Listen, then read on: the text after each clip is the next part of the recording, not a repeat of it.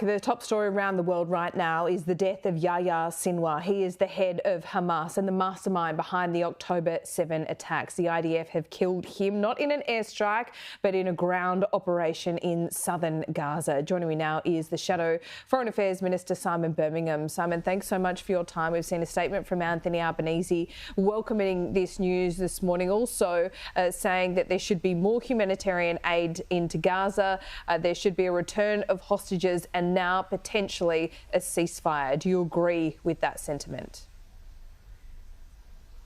Good morning, LJ. The death of Hamas leader Yahya Sinwar sees a vicious flame of terrorism extinguished in the Middle East.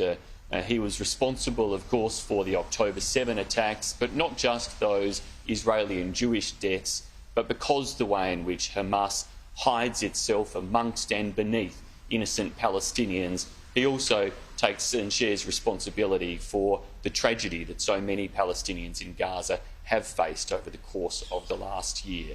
Hopefully his death can be a turning point, and we would love to see Hamas agree to release all hostages, to surrender its remaining terrorist infrastructure and create the environment for a ceasefire and steps towards peace and greater peace in the Middle East, and the opportunity for Israelis and Palestinians to find the type of security where they can live in that type of peace and secure environment that all would wish for. Yahya Sinwar is just one man. Hamas is an ideology. Is it naive to think that this death can change anything significant in Gaza? What we have certainly seen is that many of the terrorist leaders in Hamas and Hezbollah have been eliminated in recent times, and clearly that does have an impact on the capacity of those organisations. But there obviously needs to be a concerted effort as to what comes next in terms of how you provide stability and provide for the type of security guarantees that are necessary to secure a lasting peace.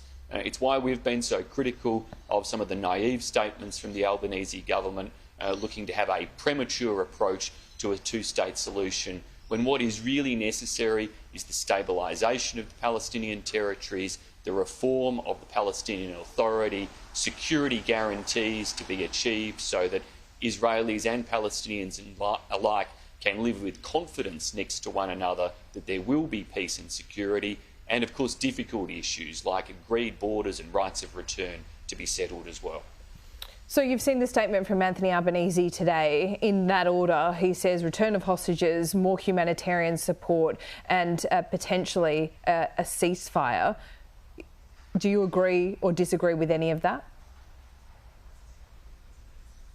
Well, we would wish to see all of those things, but how they are achieved matters. So when it comes to a ceasefire, how it is achieved in a manner that doesn't enable Hamas to rearm and regroup, and even with the death of Yahya Sinwar, we see it occurred in a situation where Israeli soldiers were confronting Hamas fighters, armed Hamas fighters still active in Gaza, demonstrating the existing and remaining capabilities of that terrorist organisation. And so the desire to remove that is a genuine one and an understandable one from Israel, and how that is achieved is important, and it's why Hamas should release hostages, should surrender the terrorist infrastructure for the sake of the Palestinian people as much as anyone else, to bring about a ceasefire and to achieve those changes.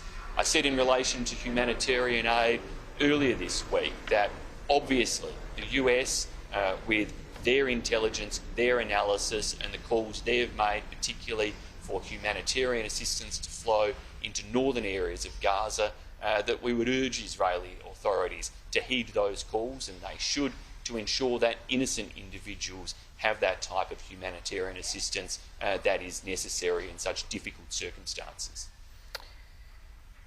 It's not insignificant that he was in Rafah, in southern Gaza. We've seen Israel, at the beginning of this war, urge Palestinians to move further south as they bombed the north. Then those airstrikes came in the south because they maintained that there were Hamas fighters there. We've seen a lot of collateral damage. We've seen innocents killed, among them thousands of children. Does this death of Yahya Sinwar and the fact that he was discovered in Rafah justify that? Well, his death and the fact that it occurred in a fight with Hamas operatives in Rafah does demonstrate the breadth and reach of Hamas and their willingness to hide beneath and amongst innocent Palestinian civilians. As, of course, so many people did flee to the south, it is clear that what has occurred is that Hamas operatives and leadership equally moved to hide amongst those innocent individuals, and that this is a repeated action that we've seen. We shouldn't forget that Hamas's underground network in Gaza is vast, estimated to be bigger than the New York subway system, estimated to go down in instances some 6 stories below the ground. This is a huge capability that Hamas has taken funding expected to go to the Palestinian people, but instead used it to build these terrorist capabilities to commit the atrocities of October 7, to present this ongoing threat to Israel, and what has made this conflict and this war so tragic and so bloody. It has. Senator, thank you so much for your time as always. We'll see you next week. Thanks, LJ. Cheers.